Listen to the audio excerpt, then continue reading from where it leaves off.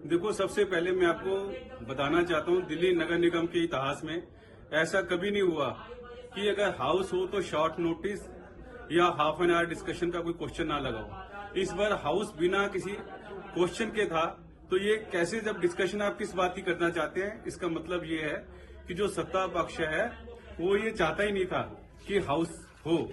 दूसरी बात, आपके एक निगम पार्षद इंदरपुरी से, जिसने अवैध वसूली के चक्कर में कल हमारे एक जेई को, बिल्डिंग को पीटा, दुगेश पाठक का एरिया हो और अवैध जो धंधे वो लोग चला रहे हैं वो खुले तौर पर उनकी जो जेई हो उसका हस्बैंड ने ऐसे किया। हम चाहते थे इसके ऊपर डिस्कशन हो। अभी तक आपने कहा कि सैलरी आएगी, सैलरी नहीं आई।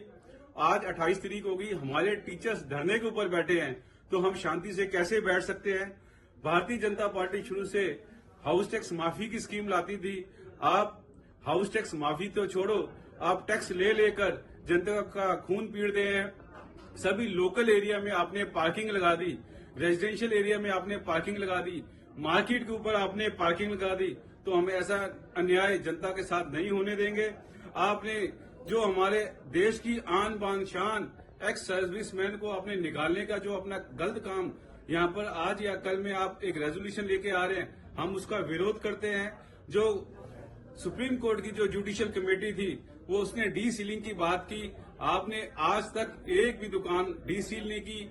हमने इसका विरोध किया। जो नकली दवाइयों के सौदागर, नकली दवाइयों के दलाल सौरभ भारद्वाज, जो दिल्ली की जनता को नकली दवाई से मारना चाहते हैं, जो दिल्ली नगर निगम का ये बहुत अहम इशू है।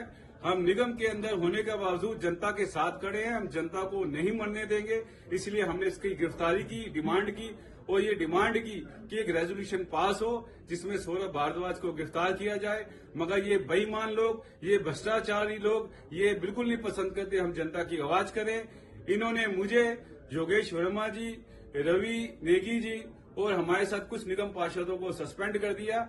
हम सस्पेंड हो सकते हैं मगर हम जनता की आवाज को हाउस के अंदर बुलंद रखेंगे। लेकिन बीते कुछ दिनों से ये मुद्दा लगातार चल रहा है। सौरभ भारद्वाज की तरफ से लगातार कहा जा रहा है कि उन्होंने सबसे पहले इस मामले में एक्शन टेकन रिपोर्ट मांगी थी, दवाइयों के ऑडिट की बात की थी, अधिकारियों के स्तर पे जिसमें इसमें गड़बड़ियां हुई। और बीजेपी, क्योंकि एक तरह से यहाँ पे उपराज्यपाल के जरिए उनका आरोप है कि सरकार चला रही है, ऐसे में अधिकारियों से पूछा जाना चाहिए।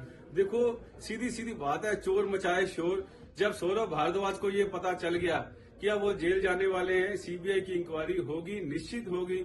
ईमानदार हमारे एलजी साहब बैठे हैं, तो जब उनको लगा कि अब मेरे पे खतरे का जो बादल है मंडरा रहे हैं, तो उन्होंने ऐसी बातें शुरू कर दी। जी, लेकिन अब भी